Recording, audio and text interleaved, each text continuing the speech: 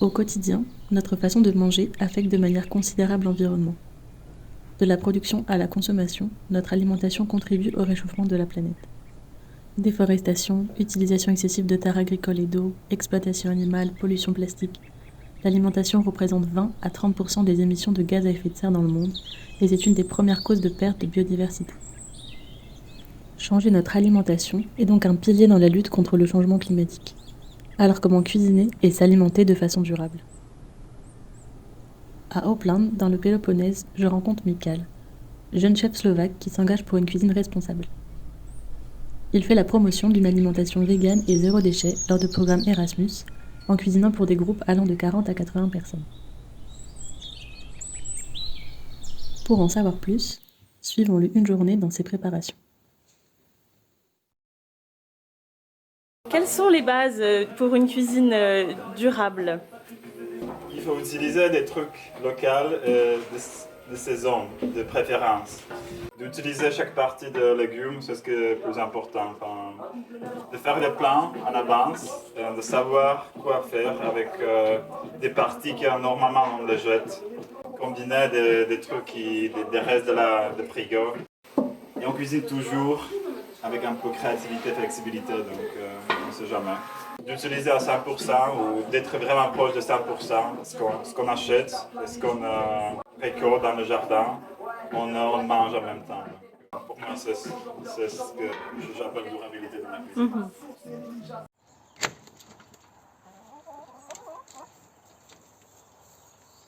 Légumineuses, disons pois chiches, lentilles, haricots, tout ça, c'est comme la viande. Donc, par exemple, maintenant on a du riz, un truc céréales, puis on a des haricots pour les protéines. Après, on a salade avec des légumes frais. Nous, on est dans une position où on peut choisir. Donc, si je peux choisir de manger sans exploiter les animaux, je veux le faire. Je veux toujours choisir cette option. On a besoin de moins d'eau, moins de nourriture et tout ça. Donc, si on prend juste des nombres, des chiffres, c'est logique aujourd'hui de manger végétarien. Donc, et si on mange des produits animaux et tout ça, il faut vraiment avoir des produits qu'on connaît, de les manger avec cette idée que c'est quelque chose qui est précieux. Si on a un berger ici qui habite à côté, il nous donne une pièce de fromage et on mange juste un petit bout. C'est quelque chose qui est de vraiment bonne qualité.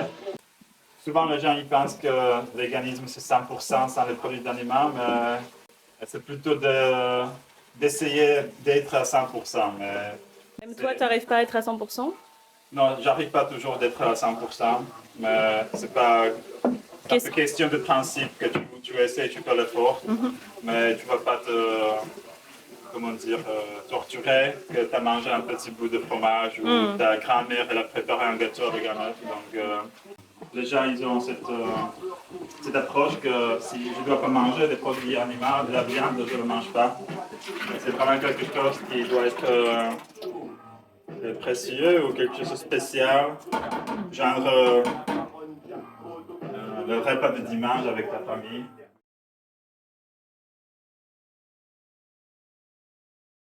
Maintenant, je suis en train de cuire des haricots, donc je le trempe pendant un jour. Je rajoute soda bicarbonata, donc ça cuit plus vite, donc j'utilise moins de gaz. Et puis, on fait beaucoup de choses qui sont frais. Et pour la cuisson, c'est vraiment quelque chose qui doit être cuit vite. Donc, on est 40, donc ça change un peu. Donc, essayer de faire aussi du bon repas. 2 heures, 3 heures sur le feu, c'est le maximum de ce que je fais. Si on est dans un endroit on est toujours dans le process de savoir comment on peut réduire notre impact. Donc, maintenant, on utilise le gaz, mais dans le futur, c'est quelque chose qu'on peut changer. Il ne faut pas toujours penser à être idéal ou perfect, 100%, mais de faire l'effort, petit à petit, de changer des choses que tu peux changer et qui marchent bien pour toi. Donc, smart and hard.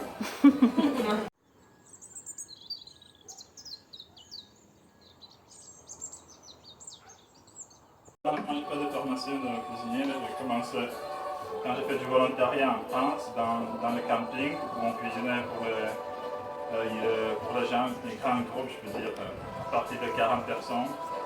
Et puis j'ai dans ma cuisine, petit à petit, je faisais plus en plus. Après, ils me donnent la responsabilité pour cuisiner. I do Erasmus because I like the educating part. So I like to be interacting with people and explaining what we are doing and why we are doing it. For me, the idea is to bring vegan, sustainable food to masses, to people that wouldn't choose it by themselves. So make it really something that is not considered something special and strange, but to show them that vegan food is basically something they eat. For a long time, we just never thought about it as a vegan food. Every country has its dishes that are naturally vegan or can be easily veganized, and even traditions have to start somewhere in some time. So it's time to make a new traditions which are reflecting on today's situation. So for me, it's traditional food, but vegan way is the way of my cooking.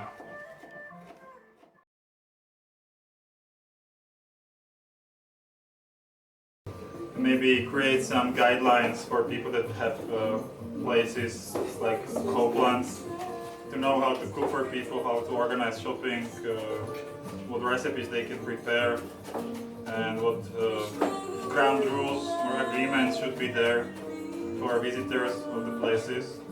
So the food is really served in a sustainable way. It's not just a word, but really some values that they follow. And they can see immediate impact by, for example, see how much things they throw away, how much compost they create, and so.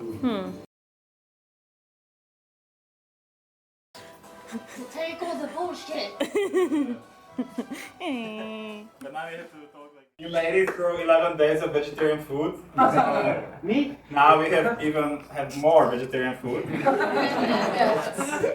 But before we get to this point, I want to share some words of gratitude, as I always do after the projects. I will repeat myself, but it's not easy for people to eat vegetarian when they're eating meat. So for me, it's really nice to see that it's a small change that we all can do. And I hope that after this experience, you can implement a bit more plant-based dishes to your everyday diet, and not to wait until you create your own businesses and everything will be sustainable in the world. Just make really small steps which are sustainable, because even you just change meat for something vegan in one plate, and you multiply it by thousands of people that can do it, and that makes immediate impact. So eating is something you do every day, and it can have immediate impact on everything that's happening around us. So think about it, and really small steps, and trying in a bigger quantity is better than to have few perfect people that are zero waste, gluten-free, vegans, and whatsoever. Okay, so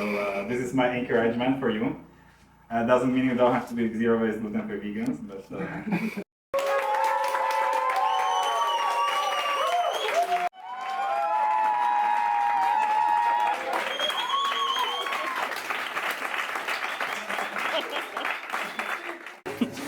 Are you proud of yourself?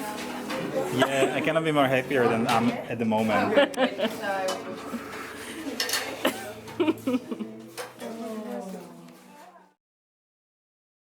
What's happening, chef? There is an issue here. It's a special process.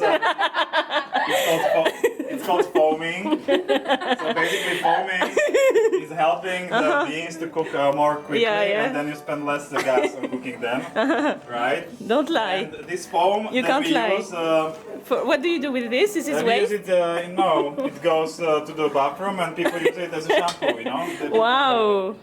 It's really zero waste. We don't throw anything, Here it's we are so zero waste that sometimes people are thinking that we are crazy, but no. No, you're not crazy. You're not crazy.